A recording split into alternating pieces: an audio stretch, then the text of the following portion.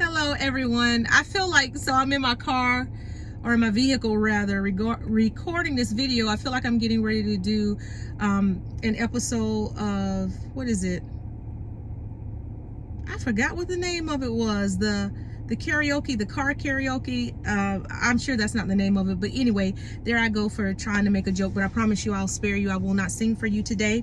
But hello, I hope that everyone's Thursday is off to a great start, that you've had a good week. And of course, like always, I pray that your day will be wonderful, just as wonderful as you are, and that your weekend will be great. And of course, I'm here this Thursday to share some thoughts with you. And so a few months ago, I was reading this post regarding toxic positivity, and I thought to myself, honestly, I was floored, because I thought to myself, when did positivity become toxic?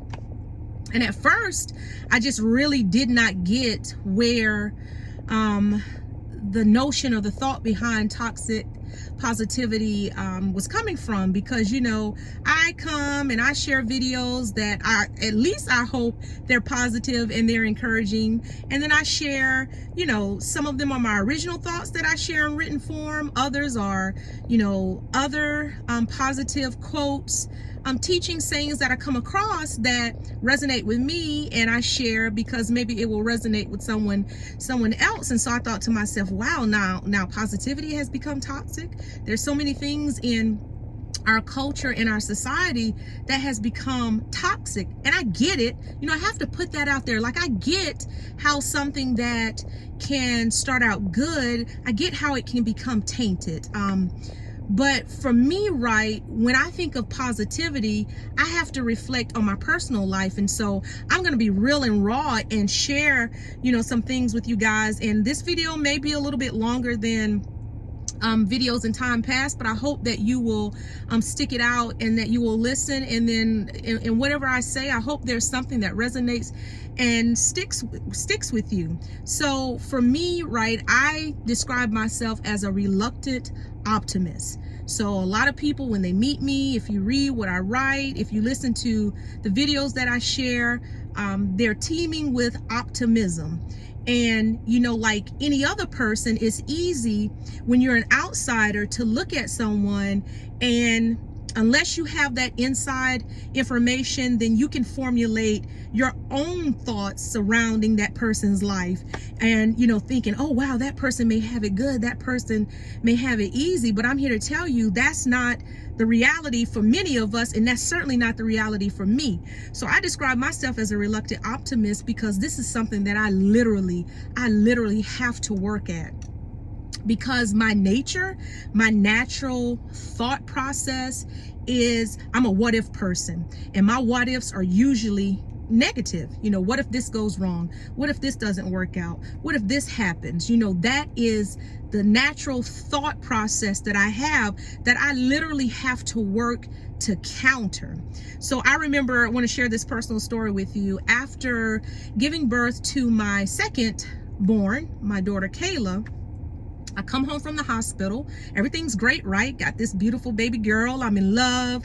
And I go to sleep that night. My mom was staying with me, but I had my dog at the time, and she had the dog at her house. And so she, you know, asked me if I was going to be okay that night by myself. She was just going to go to the house, make sure the dog was okay, take the dog to the kennel the next morning. She'd be back. And I'm like, sure, I'll be fine. I had no reason to think otherwise. So I go to sleep that night, probably about, I don't know, 2 or 3 in the morning. I wake up in a cold sweat, just, you know, with these feelings of, all of a sudden I felt as though I was going to die, and I did not know what was going on. So I just start pacing, and I finally calmed myself enough to the point where I can go to sleep. You know, just thought that was weird, moved on, went on with it. My mom comes over, and it happens again that night. You know, I don't say anything. And then the third night, you know, I wake up and I'm screaming for her name, and she's like, what? And I just tell her, I say, I just can't sleep. I can't sleep. So then I had her, you know, in an uproar, and I'm like, God, what is happening to me? You know, I started having these panic attacks that came out of nowhere. And it was so bad to the point where when the sun began to set, fear set in. And because I became afraid to go to sleep. because I said, as soon as I go to sleep and when I get in a good sleep, these feelings of fear and anxiety are going to come out of nowhere. And so I was afraid to go to sleep, so much so until I called the 700 Club. Yes, I did. I needed prayer, y'all. I needed help. And so I called the 700 Club and had them pray for me. And I kid you not, that night I went to sleep, and I was good. Now, I say that to say this, I had to make an exchange. I had to make a trade, right? I had to trade my fear and my anxiety and my worry for hope and faith that God was going to help me through whatever that was going on with me. I had to make a decision to replace that anxiety and that worry with hope and with faith. And so, when I look at myself and the fact that I am a what if girl, I am a what if person, was I born that way with a natural trepidation, natural bit of anxiety? Possibly. Did my upbringing help to cultivate that? Probably. I think it's a little bit of both. And so because I am wired in a certain way, and no doubt challenging situations and encounters that I faced growing up as a young child into, adolescence, into young adulthood, trauma, they have shaped who I have become today.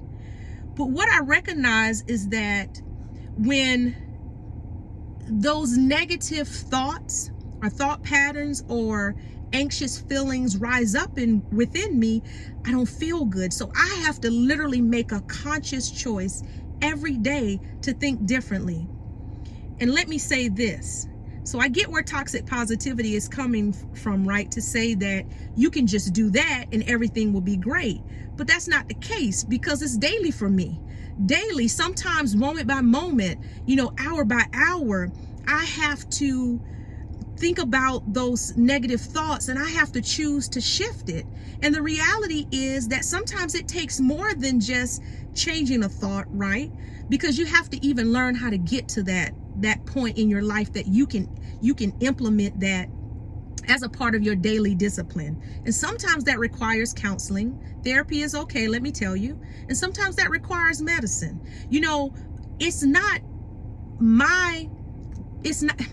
It's not my responsibility, or it's not my right, rather. I don't get to define for anyone how they get to walk out, right, their journey and the tools and the resources and the steps that they need to make some positive changes in their life. So I don't get that. I don't have the right to define that for anyone. But what I do want to share with you is that it's possible that no matter the situation you find yourself in, no matter how challenging it is, no matter how overwhelming it can be, no matter how fearful, no matter how stressful, I want to encourage you that it can be different, that you can learn the tools and implement them so that your life can shift and move in the direction that you would have it to go.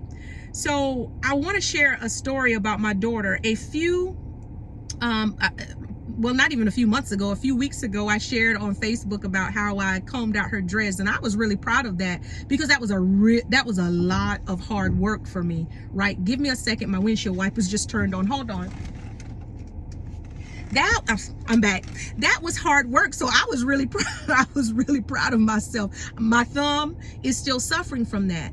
But what I want to share with that whole experience is afterwards, when I, combed them out, giving her a fresh do, I asked her, I said, "Oh, aren't you happy that your hair is looking better?"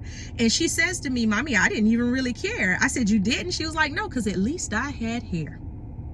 And I thought to myself, wow, that is an interesting way to look at it, because there are some people who don't have hair. And I'm not talking about not having hair by choice. I'm talking about not having hair because maybe they're going through a medical condition. They have alopecia, they're going through chemo, like they literally do not have hair due to something outside of their control. And she chose to look at that situation, not through the lens of, oh, my hair looks messy or whatever, but at least I have hair.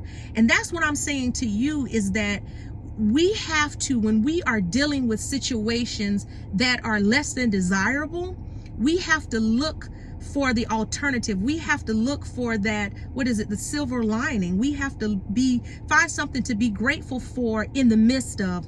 That doesn't erase the negative situation. I make no guarantees with that.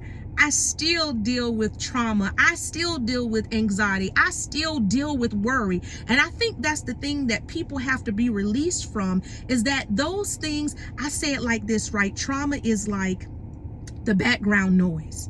You know, it's back there and you can tune it out. But sometimes, for whatever reason, a situation or something will crop up and it gets a little clearer.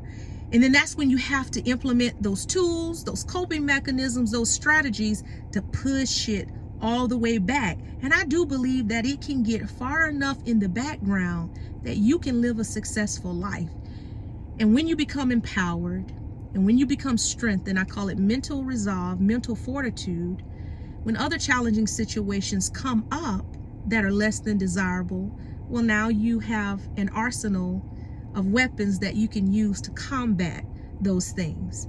And so I hope that this resonated with you in some way. I hope that you realize that each and every one of us, we have our struggles. And the ones that you think have made it, we haven't arrived anywhere. Well, we have arrived to the conclusion that we want to live above situations and circumstances that would want to keep us, was it disempowered, or to keep us bound or not free. So that's where we arrived at, but we've not arrived at completion. Those things are still being worked out. And I think about the scripture, I'm going to mess it up, but I'll share the scripture reference where it says, may Christ who began a good work, you know, essentially is saying, may he see it through to that point of completion.